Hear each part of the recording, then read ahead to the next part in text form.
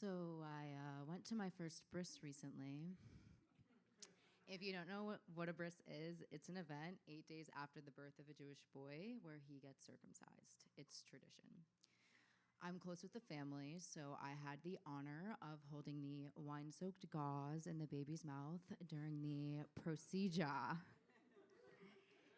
And I know it's part of the sacred covenant, but let me tell you, what a barbaric middle-age fucking practice. I thought it was gonna be a quick snip, snip. No.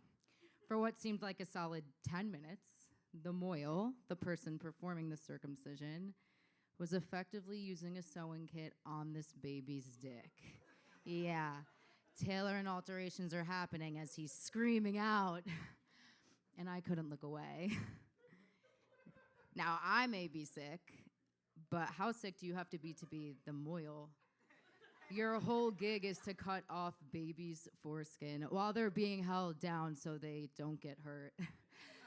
The whole thing blew my mind, really. It's like, okay, we're gonna get your 8-day-old baby drunk, and then we're gonna cut off a large chunk of his penis. It sounds like a scene in a Quentin Tarantino movie. Yeah, it does, right? And despite this barbarity, if I have a son, he's having a bris. Because uncircumcised penises, circumcised penises breed confidence. Speaking of confidence, you know it is a major confidence killer? Going to your GP. You go in for one issue, usually finding out you have 8. Or not even an issue. One time I went into my doctor to get a refill on my Lexapro. And you know some places print you an after visit summary? Yeah, don't read those, okay? The bottom of mine said, and I quote, problem list.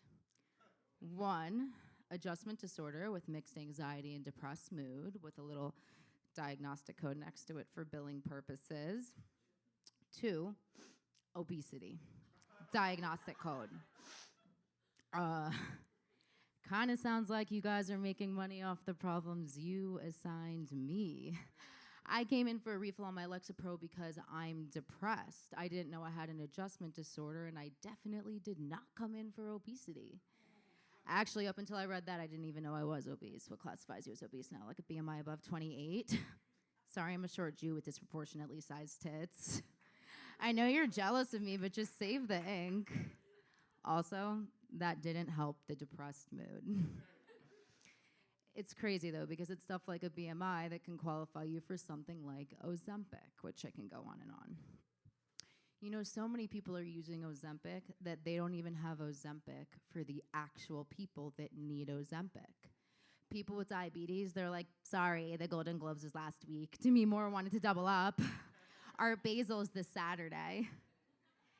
The Ozempic epidemic is wild because it really shows you the lengths people are willing to go to be skinny. I have a few friends who take it. Mind you, they get their prescriptions offline from what seems like AI doctors, essentially. Like, they're definitely not real people, or at least I hope that they are not. And they will say crazy things to me, like, Beryl, sorry I didn't text you back last Sunday. I took my Ozempic, and I was throwing up for 16 hours straight.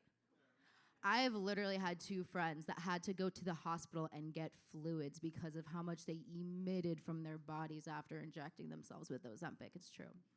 And they tell me this, and I'm like, oh my God, like, are you okay? So glad you got that straightened out. And they're all, yeah, I'm fine. I take my next shot next week. I tracked it. It's coming in the mail on Friday. I'm so excited. Like, girl, just go get the mac and Cheetos from Burger King once a week and it'll have the exact same effect. I did this joke a bit back, and this is true. And my friend was coming into the club, and I forgot to tell her that she was in this joke, so I texted her just to kind of soften the blow, and she goes, ha ha ha, I couldn't care less. I'll be in the audience laughing my skinny ass off. That's true. Anyone here into true crime? Yeah, woo! Okay, I watch all the shows. In fact, it's practically all I watch these days, so much to the point where I'm starting to look at myself a little different in the mirror, if you know what I mean. I almost feel guilty and have a little bit of denial that watching episodes on people's brutal murder is a source of leisure entertainment for me. But you know, I'm not the only one. My whole family is really into true crime, so we watch a lot of the shows when we're hanging out. They do say tragedy brings people together. I recently saw a Facebook ad that a new documentary on the Long Island serial killer was coming out, so I screenshot it and sent it in the group message. My sister writes back, "See you Sunday night!" 5 exclamation marks. I texted that a new Dateline was released on the Idaho murders. My mom sends back popcorn emojis. What is it? One of the longest running, most successful shows in television history has the name Special Victims Unit. Why are we as a people like this? I mean, they did say OJ was all American. Thank you guys, you've been so much fun.